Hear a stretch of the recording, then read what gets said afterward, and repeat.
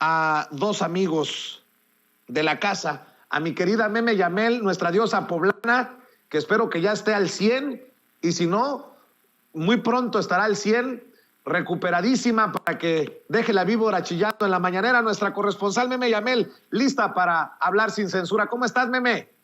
Hola, un abrazo a todos. Pues ya estamos saliendo, como ya tengo voz, ya no tengo voz de Alberto Vázquez, entonces ya podemos hablar de sin censura en este espacio. Un buen abrazo, mi querido Vicente, gracias por estar al pendiente, yo lo digo siempre, mi querido Vicente estuvo pendiente de cómo estás oxigenando, entonces yo te mando un beso, mi querido Vicente, y a toda la familia de Sin Censura, por siempre aceptarnos y siempre tenernos, ser parte de esta familia. Ya la próxima semana estaremos dando lata en la mañanera, pero, pues vaya temas, ¿no? Vaya temas. Yo creo que mi querido Ramiro va a tener mucho que decir. Yo creo que hoy esta peloncita va a brillar más que nunca, ¿verdad?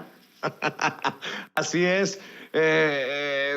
¿Cómo está la peloncita, mi querido Ramiro Padilla Tondo? Te saludo con mucho gusto. ¿Cómo estás? Buenos días. No empieces con los albures tan temprano, cabrón. Vamos a... No, pues sí lo dijo Meme. Ya te conozco, como dicen los cubanos, te conozco bacalao, aunque vengas disfrazado. Oigan, a ver, Meme, Ramiro, atentos, porque Ceci me acaba de enviar la respuesta del maestro Miguel Vadillo, quien firma esta investigación publicada hoy por la revista Contralínea. Dice: buenos días, les agradezco como siempre la invitación, pero no voy a salir a otros medios porque ya fijé nuestra posición y aquí vamos a contestar cualquier agresión. Puede utilizar lo que ya contesté. Muchas gracias y un abrazo a mi amigo Vicente. Gracias por la deferencia del maestro Miguel Vadillo. Y es que no es para menos, Meme, no es para menos, Ramiro.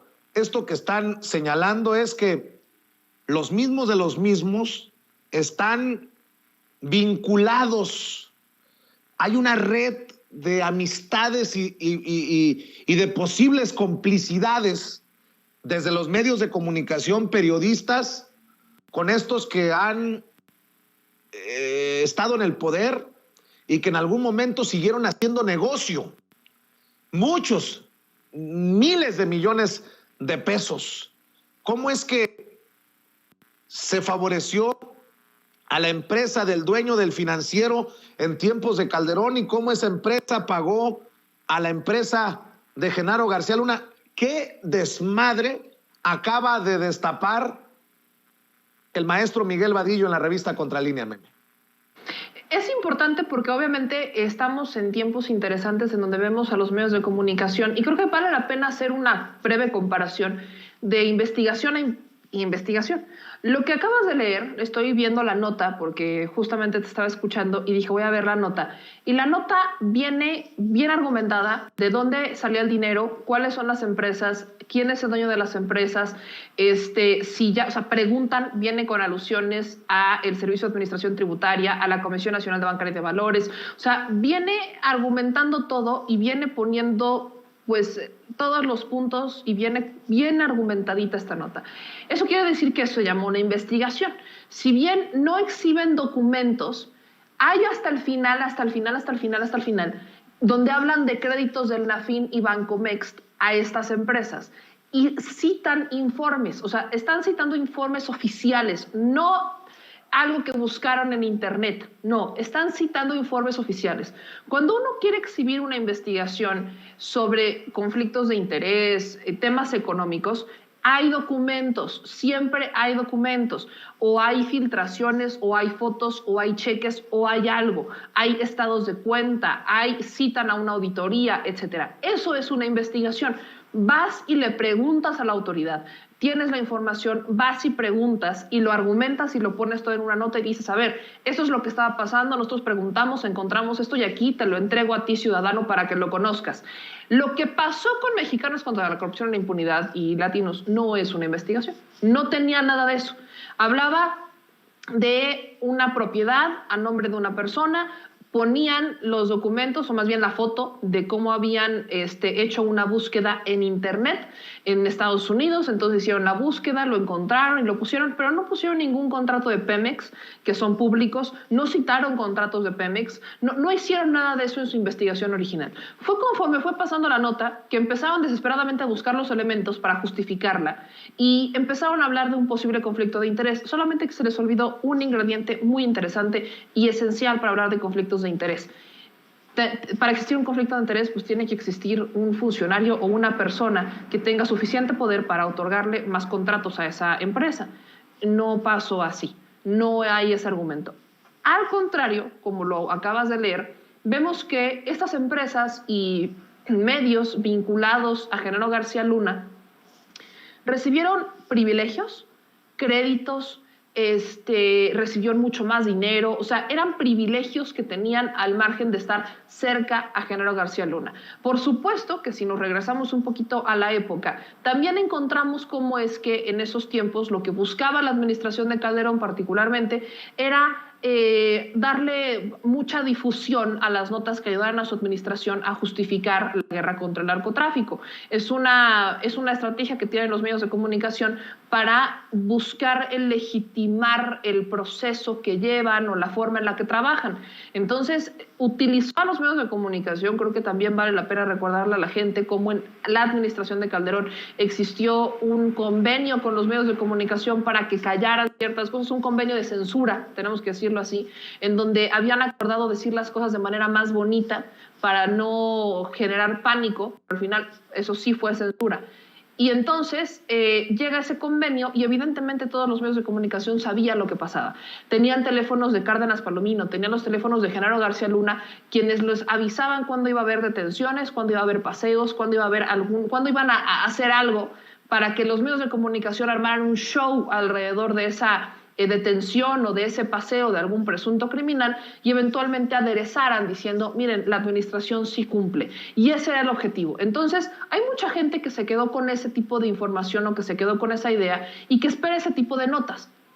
Esas personas no ven la mañanera. Entonces esas personas no se enteran de lo que pasa en este país, no se enteran de la primera fuente porque lo que quieren es que su medio de confianza, que dejó de recibir más recursos, que dejó de recibir privilegios, que dejó de obtener créditos tan sencillo, pues ya no les informa de esa manera y les miente porque no tienen manera esos medios de comunicación hoy por hoy de sacar estas investigaciones bien fundamentadas y bien argumentadas a menos que hubiera un dinero atrás que les ayudara a pagar los costos de hacer una investigación, el traslado, el trabajo de campo, etcétera. Entonces, a mí me parece muy interesante poder hacer esta comparación para que la audiencia vaya a ver esta nota de Contralínea, vaya a ver lo que es una investigación y que hagan sus propias comparaciones. Yo lo invito a que lo hagan, no es por darle difusión, pero ponga de un lado la investigación de Contralínea sobre las empresas, negocios y medios relacionados con García Luna y ponga del otro lado la de la casa del hijo, en donde vivió el hijo de Andrés Manuel López Obrador. Y va a encontrar diferencias abismales, omisiones de palabras a modo que hubieran cambiado por completo el sentido de la nota, como el que la casa era rentada,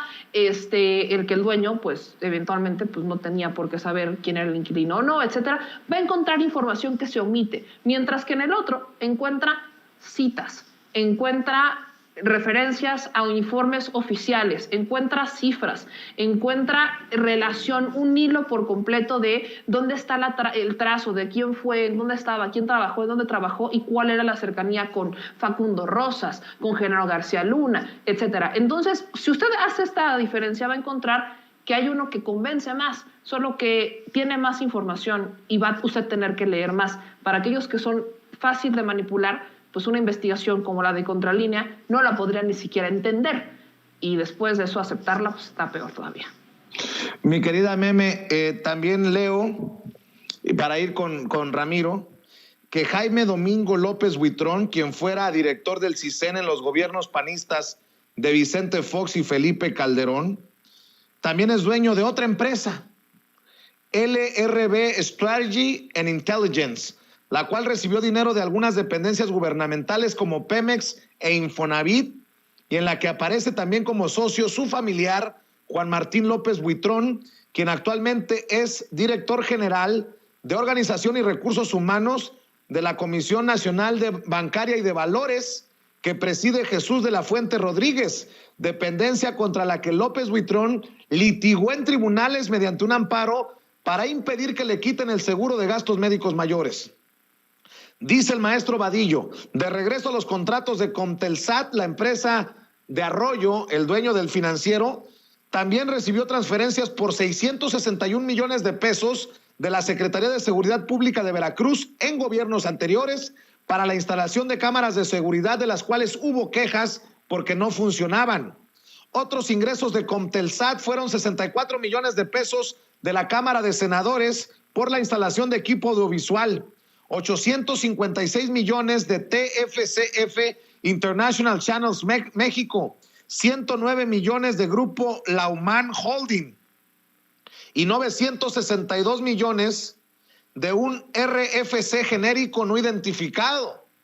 Otras operaciones financieras de Comtelsat fue la triangulación de recursos que hizo con CNL Capital Partners. La empresa de Manuel Arroyo le transfirió 1,100 millones de pesos y después esta misma empresa envió recursos por 1,200 millones a El Financiero Marketing y 85 millones a Engencap Holding. O sea, ahí te van 1,100 y te regreso 1,200 para El Financiero. CNL Capital Partners, sin nómina, reportó ingresos entre 2018 y 2020 por esos 1,100 millones y gastó 1,300 millones de pesos. Otros depósitos que realizó Comtelsat fueron por 415 millones a la empresa CISA Monitoring Integral, cuyos representantes legales y socios son Isaac Valencia Trejo y Blancadelia Alarcón Díaz. Esa empresa CISA obtuvo ingresos de CRS Morelos por la operación del Centro Federal de Redactación Social para Mujeres de ese mismo estado. Uno de los socios de esa empresa es Eustaquio Tomás de Nicolás Gutiérrez, quien ha sido vinculado a una red de funcionarios y personas que transfirieron dinero al paraíso fiscal de Andorra.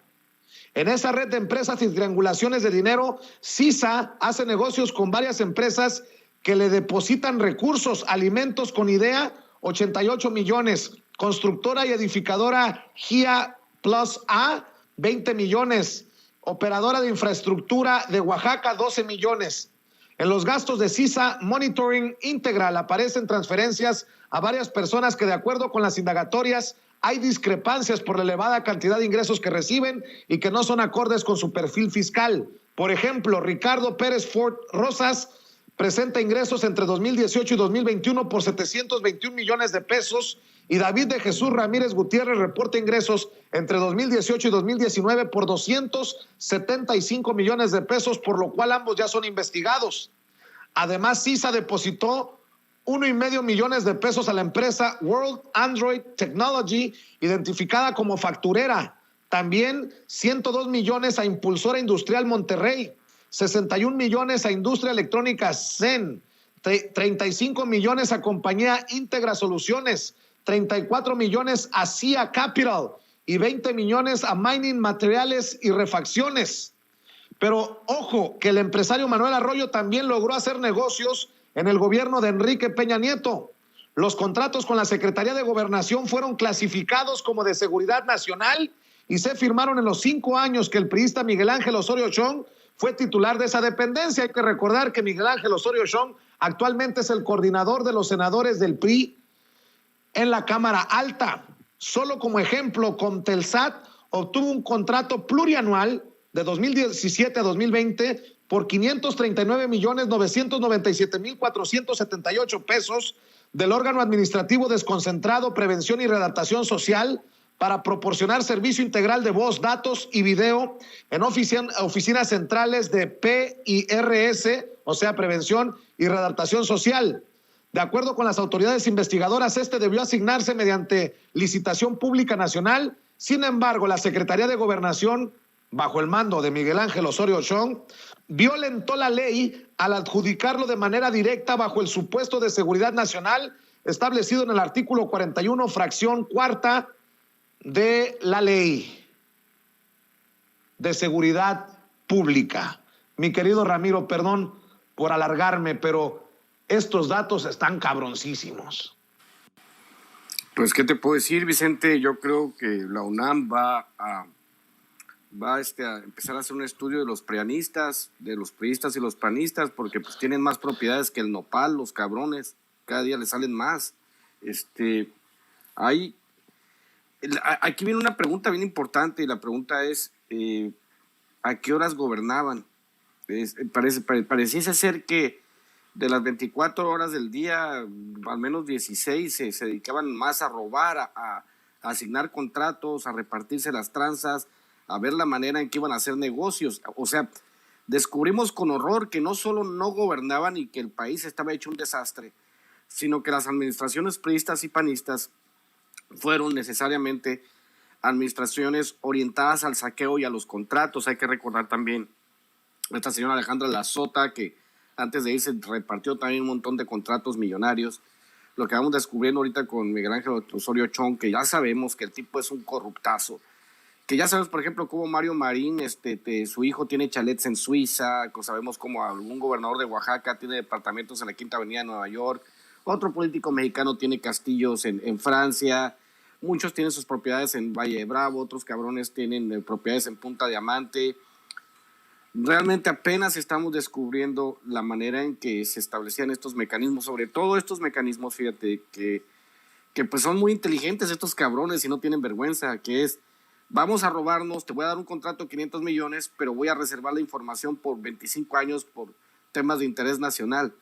Entonces, compruébame que te robé, cabrón. En 25 años lo puedes averiguar, en 25 años vas a poder desclasificar la información.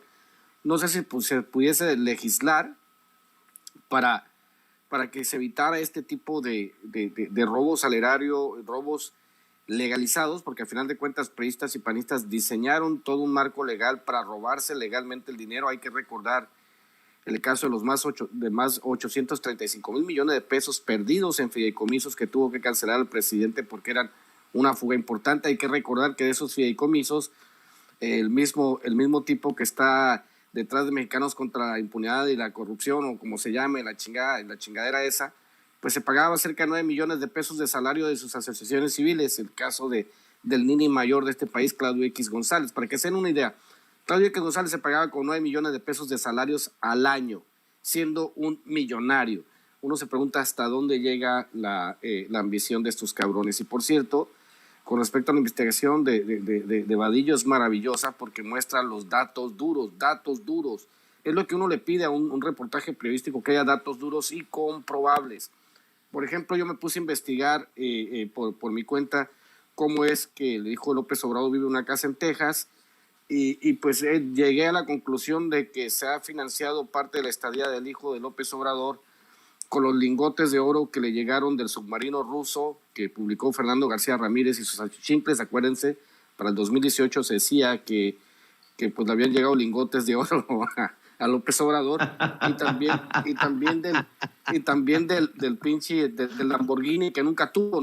¿Te acuerdas que también decían que el hijo de López Obrador tenía un Lamborghini y que al último salieron a desmentir? Pues que no, que ni al caso. Entonces, de la venta del Lamborghini que nunca tuvo y de los lingotes de oro que nunca le llegaron a López Obrador, de ahí se compró la casa el hijo de López Obrador, para que vean el estado del periodismo. O sea, es el extremo del ridículo que nosotros estemos saliendo todos los días a desmentir y que haya muchos prófugos del ácido fólico en las redes sociales que crean la mentira de que hay un conflicto de interés cuando ha sido desmontado, y todos estos reportajes han sido estructurados con la finalidad solo de golpear al presidente y establecer la teoría del mínimo común denominador, que es nosotros somos corruptos, pero él también, mi querido Vicente. Así es, mi querido Ramiro. Oye, Meme, doble mentada de madre esto del Financiero, porque el Financiero recibió un préstamo de $100 millones, si recuerdo bien, en tiempos de Peña Nieto. Pues dinero no le faltaba al señor Arroyo, al dueño del Financiero. Y hablando de dineros, pues vaya momento que aprovecha el presidente hoy que publica Miguel Vadillo en la revista Contralínea esta investigación. Hoy el presidente en la mañanera reta a Loret de Mola a decir públicamente cuánto y quién le paga. Lo de cuánto, quién sabe, por cuestiones de seguridad y cuestiones privadas. Pero ¿quién le paga? Eso sí está cabrón. Y obviamente se va a tirar al suelo Loret diciendo que es parte de los ataques. Pero yo creo que sí. Los medios de comunicación, los periodistas deberíamos de publicar quién nos paga, porque pues tenemos precisamente este caso del financiero. ¿Quién le paga al financiero? ¿Quién le paga por consecuencia a Raimundo Rivapalacio? Pues todo este cúmulo de intereses, querida Meme. Yo creo que aquí hay que ser muy claros. Loret de Mola ha estado evitando hablar sobre el tema y de hecho han salido otros personajes a defenderlo, como Héctor de Mauleón. Héctor de Mauleón ponía hace un ratito en Twitter, hacía una comparación en donde decía que por qué no le preguntaban al Mencho cuánto ganaba y quién le pagaba, o al cártel de Sinaloa y a los Guzmán, a los Guzmán Loera, quién les pagaba y cuánto les pagaba, ¿no? Hacía esa comparación y él la daba en el sentido de que, bueno, el gobierno, según su idea, está protegiendo a estos criminales. Y yo le agradecí mucho la comparación porque creo que a estas alturas podríamos utilizarla justamente con Loret. O sea, es él el que lo hace. O sea, él pone a Loret al tiro del Mencho y de los Guzmán Loera. No, él lo hizo solito, o sea, pudo perfectamente usar otro ejemplo, pero decidió, aquí está moviendo la cámara, decidió usar ese. Y me parece interesante porque hablamos de un sicario de la información, un sicario de la verdad, y es que no hay verdad en sus publicaciones. Lo que sabemos de Latinus y del financiamiento que recibe este personaje es que viene de los Madrazo y que viene de personajes del PRD. Y ahí hago alusión a la transparencia. Muchos no faltarán aquí que digan, es que tú publica cuánto ganas primero. Ok, nosotros no recibimos un financiamiento público, ni de algún personaje político. Si lo recibiéramos, tendríamos que publicarlo. Y es exactamente el punto. Nosotros en este espacio, en Sin Censura, lo digo con conocimiento de causa, y me atrevo a decirlo antes que lo diga Vicente, no se recibe un recurso por parte de algún gobierno. Es única y exclusivamente lo que usted nos manda a través de los superchats o de las visualizaciones que se generan a través de YouTube.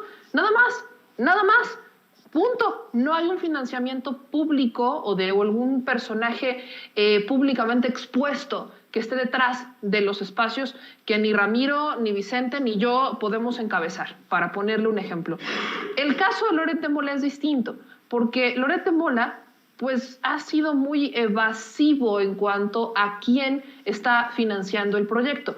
Y yo no creo, y soy muy honesta, que él y Broso hayan hecho una tandita y que hayan unido sus ahorros para financiar este proyecto. Creo que a esas alturas lo que sabemos, lo que se ha investigado sobre este medio, es que viene con intereses políticos, porque están detrás de ellos. Entonces, en aras de la transparencia, pues sí, será una asociación privada, como usted la quiera ver, pero recibe un financiamiento público de algunas empresas vinculadas a gobiernos, recibe financiamiento público de gobiernos en particular y recibe financiamiento de personas que son políticamente expuestas. Es por eso que en aras de la transparencia, pues sí, yo sí estoy de acuerdo en que debería de decir quién lo está financiando, quién, dónde, de dónde sale el dinero, debería de, porque si nos vamos a poner a criticar a privados, como es al hijo del presidente y a su esposa, pues ya quieren que la vida privada sea cada vez más pública y la vida de personas que no tienen absolutamente nada que ver en esta administración y son más que la relación personal que tengan con el presidente,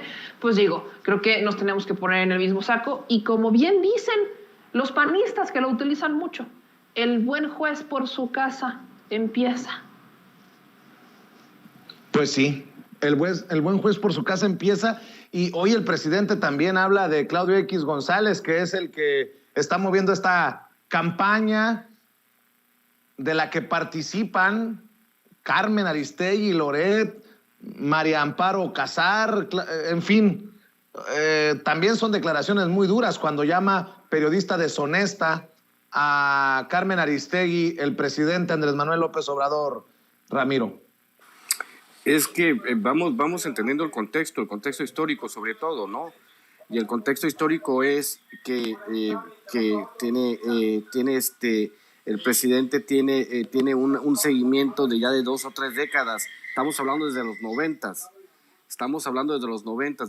Desde la elección de Tabasco, donde se le creó la imagen de revoltoso, de que encendraba pozos petroleros, cuando la realidad era que precisamente el patrocinador de Latinus se gastó un chingo de lana en su campaña. Acuérdate que lo hemos dicho con números, creo que se gastó $400 millones para ser gobernador de Tabasco, y obviamente hay que recordar en ese antecedente histórico que cuando se atrajo el asunto del conflicto de la elección en Tabasco hacia la Ciudad de México, Madrazo operó para que las autoridades estatales controladas por él calificaran la elección y poder quedarse con la gubernatura. Desde allá viene el seguimiento con microscopio hacia el trabajo de López Obrador.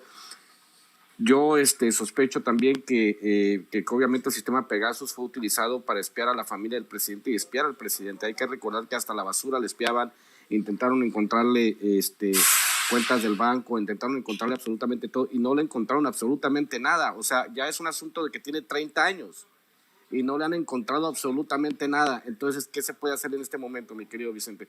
No se puede hacer nada porque entonces empezaron a enfilar las baterías en el círculo cercano de López Obrador. Tienen que encontrar algo. Pero si no le encontraron nada en los últimos 30 años, ¿qué le van a encontrar ahora, mi querido Vicente? No, absolutamente nada. Y lo que hacen Claudio X, como dice Meme, lo que hace Loret, lo que hacen todos ellos, el mismo dinero reciclado que se robaron del presupuesto es utilizado para mentirnos a nosotros los mexicanos. Esa es la realidad de lo que sucede en México. Recuerden, señores de Sin Censura, público de Sin Censura, todo ese dinero con el que se le paga a Loret de Mola tiene el origen ilícito del robo al erario, todo lo que ha hecho Madrazo, porque si le preguntamos a Roberto Madrazo, de que ha vivido toda su vida, ha sido político profesional, igual que Arturo Montiel, igual que todos ellos, no han tenido otra manera de sustentarse, mi querido Vicente. Así es, y bueno, para ir cerrando, si les parece, con otro tema, querida Meme, querido Ramiro, fíjense que iba a proponerles lo del embajador, pero me parece también interesante esto que ya adelantaba Toño. Pues dice Aeroméxico que siempre sí, operará vuelos desde el Aeropuerto Internacional Felipe Ángeles de Santa Lucía. Y tómenla a los opositores, a los odiadores, a los que buscan que le vaya mal al aeropuerto Felipe Ángeles, esos que siguen suspirando por el aeropuerto que nunca fue en Texcoco.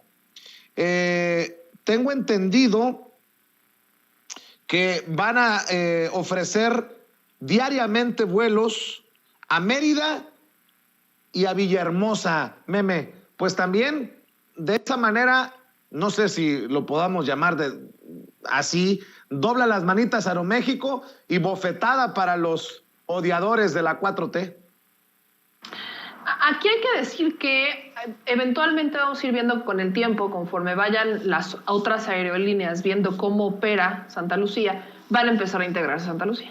Es algo natural que iba a pasar, porque si veían este gran proyecto que era Texcoco y le tenían tanta pasión y tanto amor, y había muchos intereses de empresarios que tenían o tienen aerolíneas o intereses dentro de aerolíneas metidas en ese nuevo aeropuerto, pues y era lógico que iba a haber una renuencia a operar en Santa Lucía. Hubo mucha desinformación. Yo ya fui a Santa Lucía, ya fui a ver al aeropuerto, ya estuve adentro. Y por supuesto que hay cosas que le faltan. ¿Qué le faltan? Las vías de acceso, que no solamente están a cargo del gobierno federal, sino también a cargo del gobierno del Estado de México, en donde Alfredo del Mazo decidió que era una muy buena idea endeudarse para cumplir con esas obras, y hay algunas irregularidades.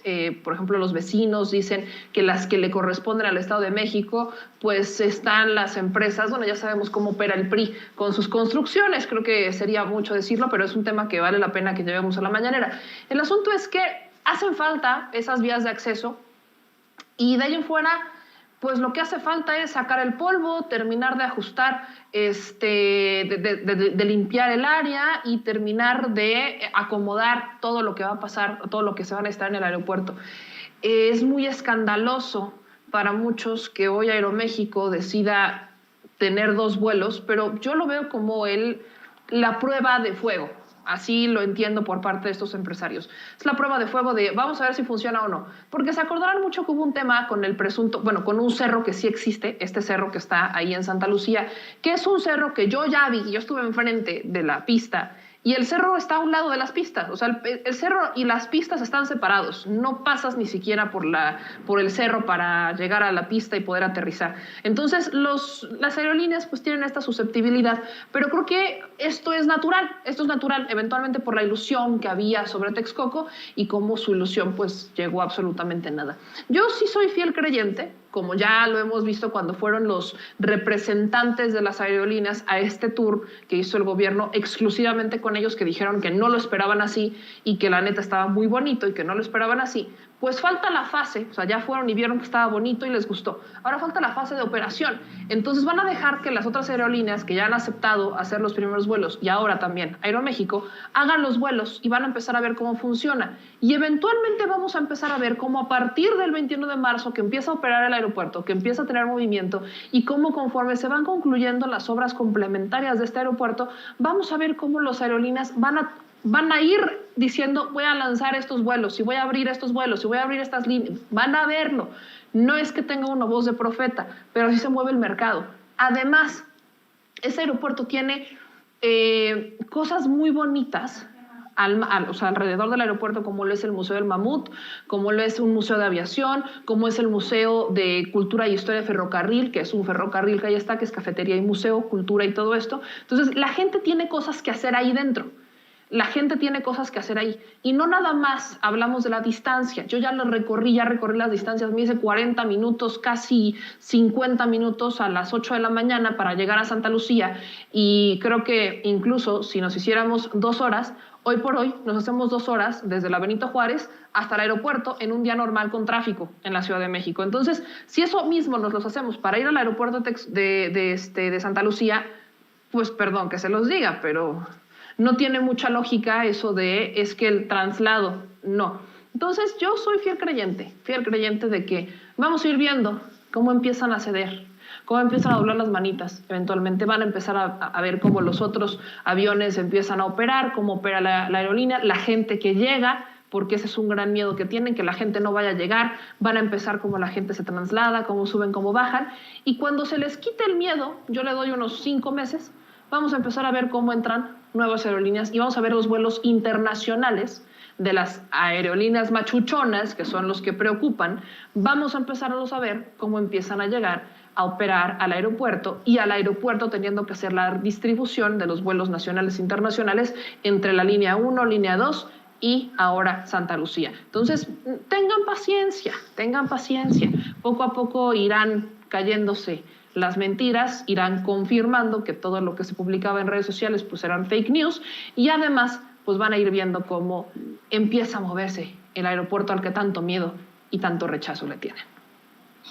Bueno, le voy a pedir un análisis muy serio para cerrar a Ramiro Padilla Tondo. Ramiro, tu opinión, tu análisis ante lo que publica el periodista Salvador García Soto en su columna del Universal. Este próximo 11, o sea, en 2 días, se llevará a cabo un evento importante por allá en Oaxaca. Se casa la profesora Elbester Gordillo a sus 77 años de edad con su abogado, el que la sacó del bote, de 36. Triunfa el amor.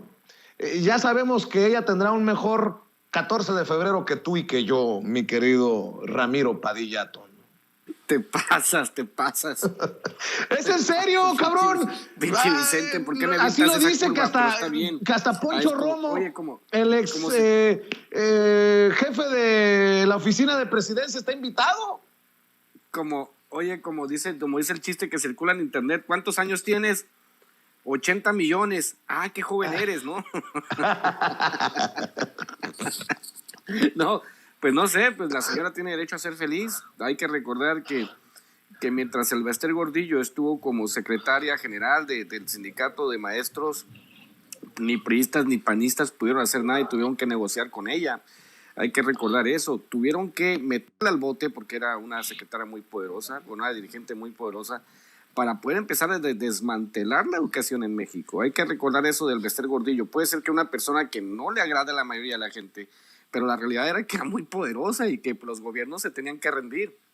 De hecho, si López Obrador hubiese negociado con ella, que no lo quiso en el 2006, ese significó más de 1 millón de votos que hubiesen hecho la diferencia, votos corporativos del sindicato de maestros, por ejemplo. Fíjate qué tan poderosa es que pudo decidir una elección probablemente en México. Entonces, pues le deseamos lo mejor y que lo disfrute los años que le queden de vida a la señora Elbester Gordillo, que los disfrute mucho, ¿no? Porque esto es parte de lo que uno dice, que de esas extrañas cosas que se dan, ¿no? Pues no, uno no conoce y uno no puede decidir, ¿no? Si es por amor o por interés, pero antes de cerrar el tema, quiero decirle al público de Sin Censura, favorita con respecto a lo del aeropuerto, mi querido Vicente, que recuerden a esa canción de Jorge Negrete, Guadalajara en un llano, Texcoco en una laguna, repítanla, Guadalajara en un llano, Texcoco en una laguna, para que sepan lo que va a pasar con el aeropuerto. Pero bueno, en el sentido de la boda de la señora Elbester Gordillo, pues le deseamos, como dicen los brasileños, para bienes, que le vaya muy bien y que vaya con la rosa bendecida y que reciba la rosa bendecida de la Iglesia Universal del Reino de Dios. Les mandamos la mejor de las vibras para ella, mi querido Vicente. Mi querido Ramiro, pues cerremos invitando a la gente para que te acompañe y para que te siga en redes sociales y en tus trincheras, en tus canales de YouTube y en tus eventos promoviendo tus libros. Claro que sí, nos vemos hoy en la noche en mi canal de Chairovisión TV. A las 9 de la noche hablaremos un poco de música con Daniel Cabrera, y a las 11 de la noche tendremos mi programa que ya se está convirtiendo en un referente que se llama Chaironomics, donde tenemos al profesor Francisco López y Abel Ayala, que hablan de temas económicos que tienen que ver con la economía de la 4T. Y pues nos vemos mañana entre Chairos y Fifís, igual a las 10 de la noche, y pues en la Gatosfera un poco más temprano para que se suscriban. Y pues síganme en @RamiroAtondo y @ChairoIlustrado. Y obviamente, pues gracias por estar adquiriendo mis libros de Pequeño Chairo Ilustrado, Maradot y Hojas en Ruta. Les agradezco muchísimo y muchas gracias por el espacio, Vicente. Te mando un abrazo. Y también mira, te mando un beso. Gracias, querido Ramiro. Y no se le olvide que las noticias al Chile todas las noches con nuestra querida Meme Yamel. Meme, ¿en dónde te apoya la gente que nos está viendo y escuchando? Las miles de personas que están al pendiente de Sin Censura para que también te sigan, porque andas muy activa en redes sociales, en TikTok, ya te vi. No, espérate lo que viene, ya tú sabes, mi querido Vicente.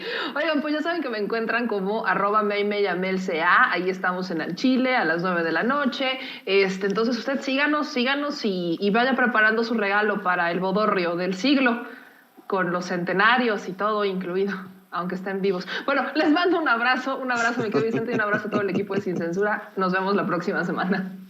Sale y vale. Gracias, Meme. Gracias, Ramiro. Estamos al pendiente de los esfuerzos que hacen desde sus trincheras independientes. Muchas gracias por opinar, por hablar sin censura.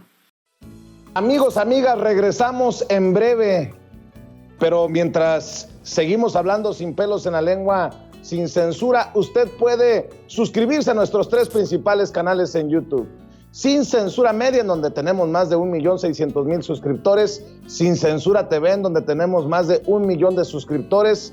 Y en Sin Censura Presenta, en donde queremos llegar muy pronto a los 100,000 suscriptores. Si usted ya está inscrito en Sin Censura Media, suscríbase en Sin Censura TV. Si ya está suscrito en Sin Censura TV y Sin Censura Media, suscríbase a Sin Censura Presenta. Recuerde que es gratis, no tiene que sacar un solo centavo de su bolsillo para apoyarnos. Dele clic en la campanita para que los señores y señoras de YouTube envíen las notificaciones cuando estemos transmitiendo en vivo y en directo o estemos subiendo videos. También nos puede seguir en Twitter en @Vicente Serrano y hasta en Instagram.